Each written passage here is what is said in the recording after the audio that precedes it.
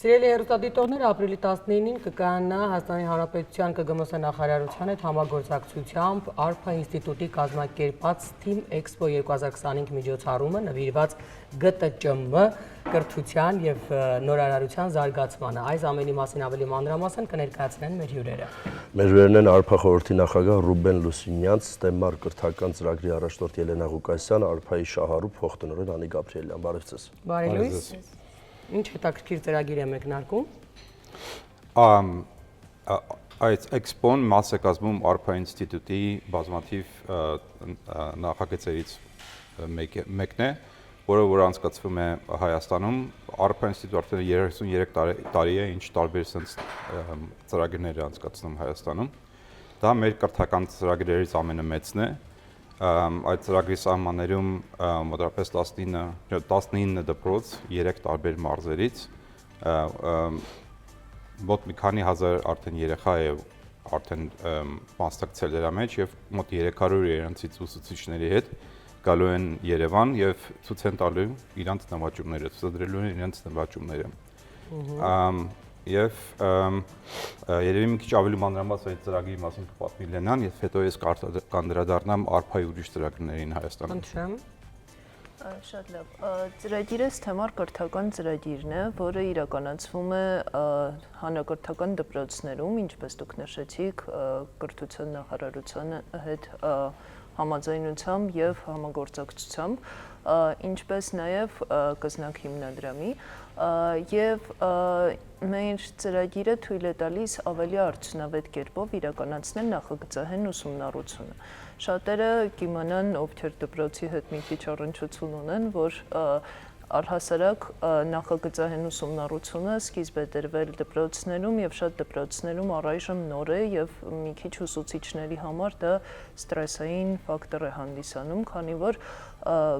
նախագծային ուսումնառությանը որպես այդպիսին ձևաչափ STEM առարկաներում ընդգրկվելու համար հստակ առայժմ մեր մշակույթի մեջ չկար։ Մենք փորձում ենք հենց այդ մշակույթը կերտել, որտեղ որ մենք թույլ կտանք ավելի արդյունավետ կերպով իրականացնել նախագծեր։ Դա իրենից ենթադրում է ինժեներական նաև պրոդուկտի ստացում, որը համակցվում է բոլոր STEM առարկաների հետ, STEM նկատի ունեմ մաթեմատիկա, ֆիզիկա, քիմիա, ինֆորմատիկա եւ այլն, որ իրենք կարողանան ավելի վերլուծական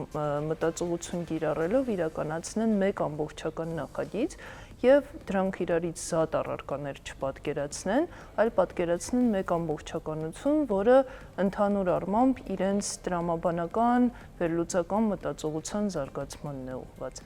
Ինչպես Ռուբեն Լուսինյանց նշեց, մենք արդեն իրականացնում ենք ծրագիրը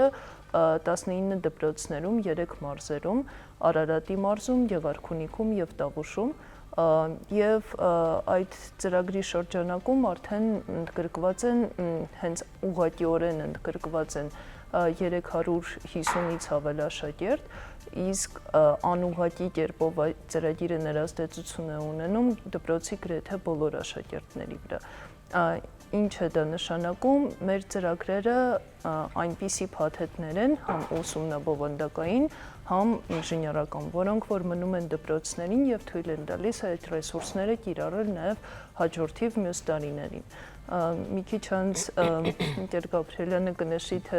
ինչպես են իրենց դպրոցում կիրառել ծրագրերը նաև հաջորդ տարիներին, այսինքն թույլ է տալիս ծրագիրը, որպեսզի մենք կարողանանք օգտագործել նաև հաջորդ տարիներին։ Բայց այստեղ մի հարց է առաջանում, եկեք հասկանանք ինչ է կատարվում են ուսուցիչների հետ, ովքեր որ ասացիք, որ ստրես են տանում, որովհետև աշակերտների հետ աշխատելը հասկացանք, ինչ որ մի պայից սկսած պետք է ամբողջ Հայաստանի դպրոցները ընդգրկվեն, բայց ստրես ստանող ուսուցիչների հետ վերապատրաստում չի կատարվում, որ ամեն դեպքում իրենք իրենց կարևոր առաքելությունը իրականացնեն եւ ձեզ համար հեշտ կլինի եւ դպրոցի համար եւ իրենք էլ ստրես չեն տանում։ Շատ ճիշտ հարց եք տալիս, իրականում հենց դրանից էլ սկսվում է մեր ուսումնական տարվա ընթացքում աշխատանքը, այսինքն այո, մենք ուսուցիչների հետ հանդիպում ենք ունենում, մի քանի օրերի վերապատրաստումներ են տեղի ունենում, որոնց շրջանակում արդեն ավելի բովանդակային առումով ուսուցիչները պատրաստված են լինում, բայց երևի ավելի մանրամասն ընկեր Գաբրիելյանը կկարողանա դրա վերաբերյալ արձագանքել, որպես արդեն ուսուցիչ եւ փոխտնօրեն, ով անցել է այդ ամենով։ Ուրեմն Սթեմար կրթական ծրագիրը Իջևանի վարժարան մուտք գործեց 4 տարի առաջ, արդեն 1 տարի մենք փորձարկում էինք նոր չափորոշիչով ենթադրած նախագծահեն ուսումնառությունը, սակայն Սթեմար կրթական ծրագիրը մեզ հնարավորություն տվեց ել ավելի խորապես նախագծահեն ուսումնառությունը ուսումնասիրել եւ ընթացք տալ բնագիտական առարկաներին, քանի որ բոլորիս համար գաղտնիք չէ, որ բնագիտական առարկաները դպրոցներում բավականին աշակերտների կողմից այսպես վերապահումով են մոտենում եւ ծրագիրը ավելի հետաքրքրություն մտցրեց դպրոց բնագիտական առարկաների պարագայում։ Մենք 3 ծրագիր ունեցանք Սթեմար կրթական ծրագրի հետ, առաջին տարին ունեցանք խելացի ջերմոց նախագիծը, երկրորդ տարին աշակերտները պատրաստեցին ձեռք մանիպուլյատոր եւ այս տարի արդեն պետք է պատրաստենք հրշեջ ռոբոտ։ Ասեմ, որ այսպես մեծ հետաքրքրությամբ են աշակերտները աշխատում, պետք է տեսնեք մանավանդ վերջին, երբ որ պիտի ներկայացնեն իրենց աշխատանքը, ինչքան դպրոցում այսպես խառնաշփոթ է տիրում յուրաքանչյուր իր աշխատանքը ունի եւ նաեւ այդ product-ը մենք օգտագործում ենք հետագա մեր նախագծերի համար։ Կարծում եմ գիտեք, որ նոր չափորոշիչը ենթադրում է նախագծահեն ուսումնառություն։ Մենք մեր ստացած product-ները, խելացի ջերմոցը եւ այլն օգտագործում ենք մեր ուսումնական նախագծերում։ Օրինակ վերջերս կենսաբանություն առարկայից խելացի ջերմոցում մենք սունկ աճեցրեցինք երեխաները 11-րդ դասանի երեխաները սունկ աճեցրեցին, որը դուրս էր իհարկե Սթեմար այդ ծրագրից դուրս էր, մեր դպրոցական նախագիծներ եւ աշակերտներն արդեն մտքեր ունեն սունկի արտադրությամբ զբաղվել։ Ինչը որ հենց նոր չափորոշիչի ենթադրած այսպես ասենք կարողունակություններն է ի հայտ բերում աշակերտների մոտ, 8 կարողունակությունները Սթեմարը մեզ մոտ զարգացնում է հանրակրթական նոր չափորոշիչի ենթադրած։ Ասացիք ավելի մանրամասն կներկայացնեք ծրագիրը, հանեցեք։ Մյուս ծրագրերը։ Այո, մյուս ծրագրերը։ Հա, ARPAN, ինչպես ասացի, արդեն 33 տարի է ինչ գործում է Հայաստանում։ Հիմնական նպատակը կրթության եւ գիտության զարգացումն է, բայց եթե մենք սկսենք վաղ տարիներից, ARPAN օգնել է ստեղծել Հայաստանում առաջին արդիական արյան բանկը։ Մենք օգնել ենք վերաբացել մեծամուր էլեկտրոկայանը, ագին քննարկումներ են եղել, որտեղ ARPAN կարողացել է խորհրդատու լինել եւ օգնել այդ գործում։ Հետո մենք ստեղծել ենք առաջին ոնց էր ասում Expo-ն դպրոցը Expo-ն այ Science Fair դպրոցներում գիտական փառատոներ դպրոցներում, որից հետո 2018 թվականից սկսված արդեն պետությունը շարունակեց դա անել եւ արդեն անցկացվում է ամեն տարի։ Մենք հիմնում ենք բազմաթիվ լաբորատորիաներ, Ալեխանյան ազգային լաբորատորիաներում ունենք բազմաթիվ խմբեր եւ լաբորատորիաներ, որ մենք ստեղծեցինք։ Այդ թվում է 1000 կլասի մակրոսենյակը, որտեղ դուք կարող եք լինեք մեր առաջի արբանյակի մասին, դրա կոմպոնենտներից մի քանիսը մշակվել են հենց այդ մակրոսենյակում։ Մենք ունենք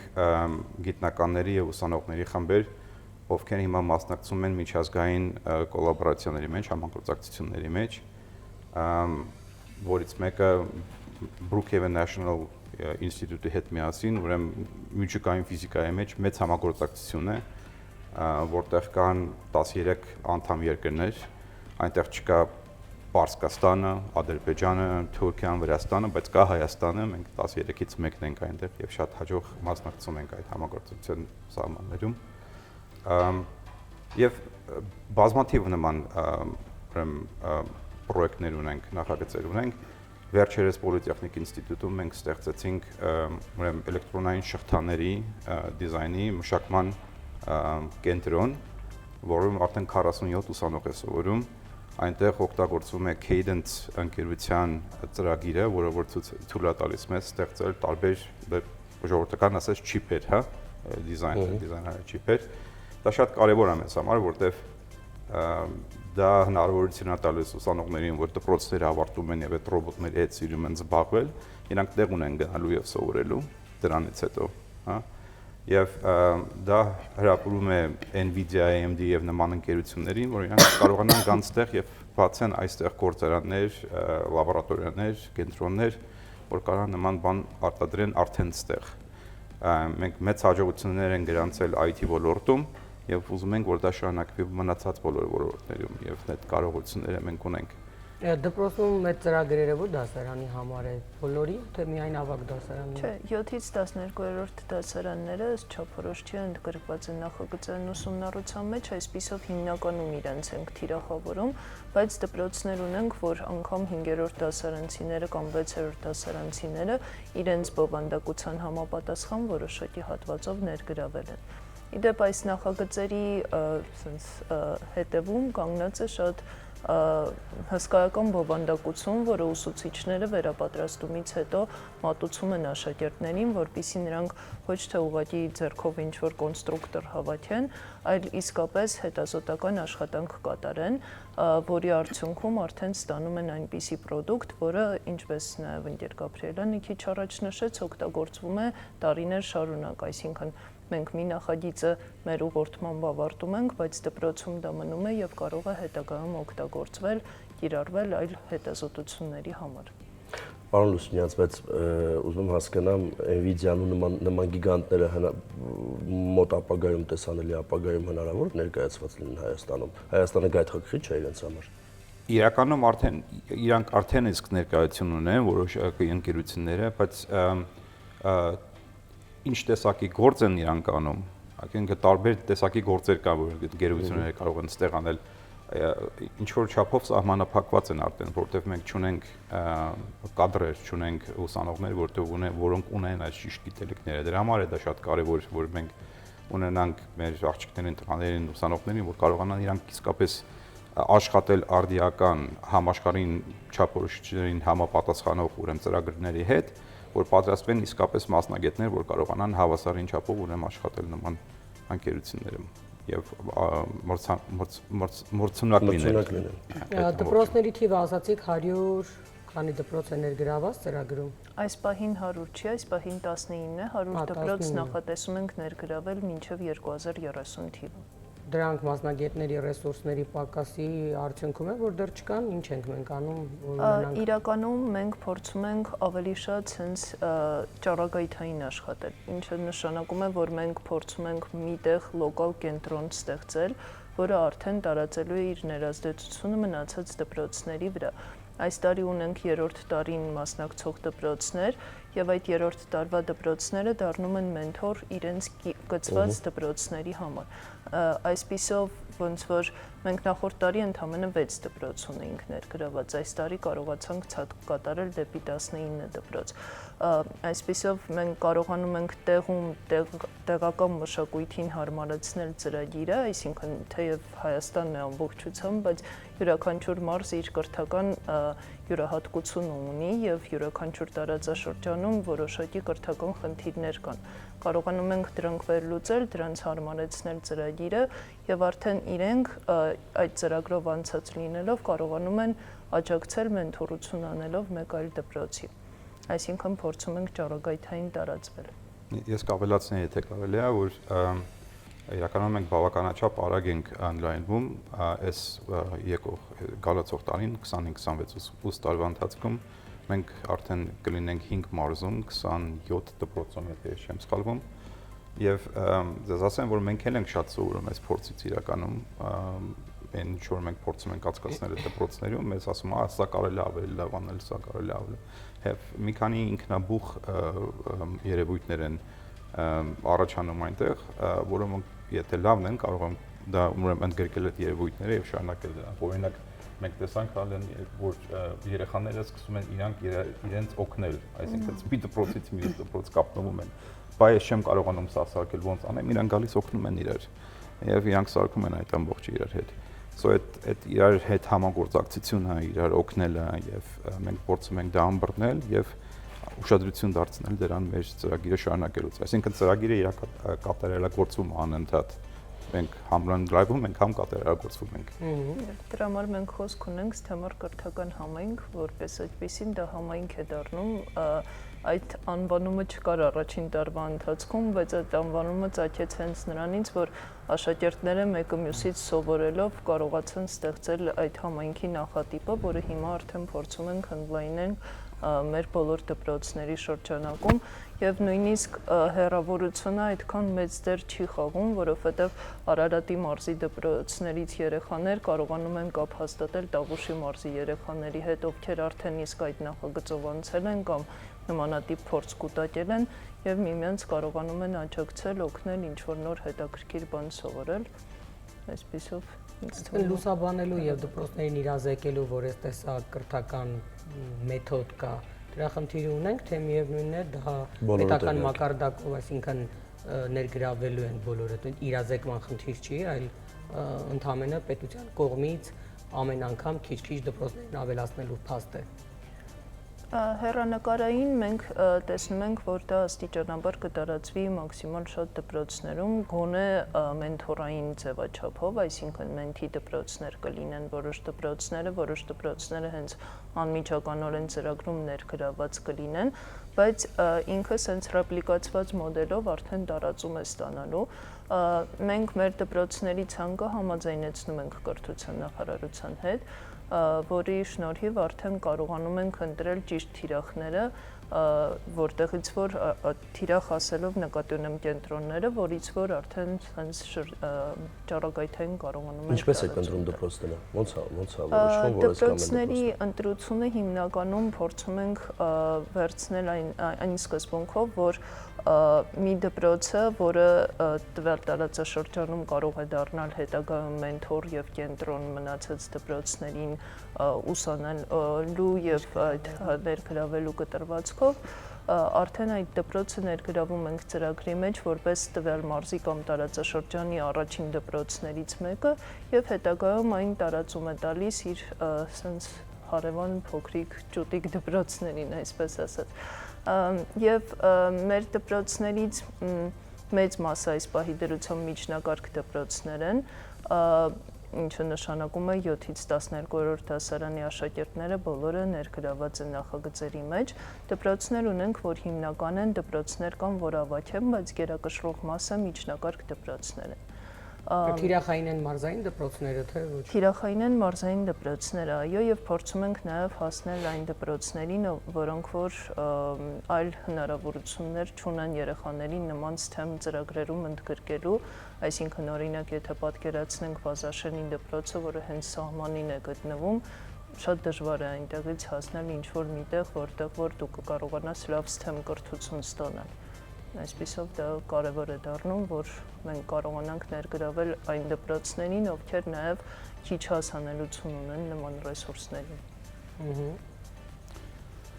Ես կավելացնեի, որ իրականում Հայաստանում գործում են բազմաթիվ շատ բարձրորակ կրթական ծրագրեր, դուք երևի տեղյակ եք։ Ինձ թվում է այս ծրագրի յուրահատկություններից մեկն այն է, որ մենք փորձում ենք մաքսիմալ ձևով արդյունավետ սարքել մեր ուսանողների ժամանակը, որ իրանք անցկացնում են հենց դպրոցներում, ոչ թե արտադասարան, այլ հենց դպրոցներում, որտեղ իրանք գնում են դասի, ինչ կարելի է անել, որ այդ ժամանակը լինի ամենաարդյունավետը։ Ինձ թվում է մենք այդ խնդիրներից այդ մեկն է, որ մենք լուծում ենք։ Ծրագրային առումով, քանի որ բխում է առարկայական ծրագրերից ամբողջապես եւ դասերի ընթացքում է նախագիծը տեղի ունենում, այսինքն արտադասարանական ինչ որ բաճի դասի է։ Ավել ժամեր չենք պահում, այսինքն հենց դասերի ընթացքում է։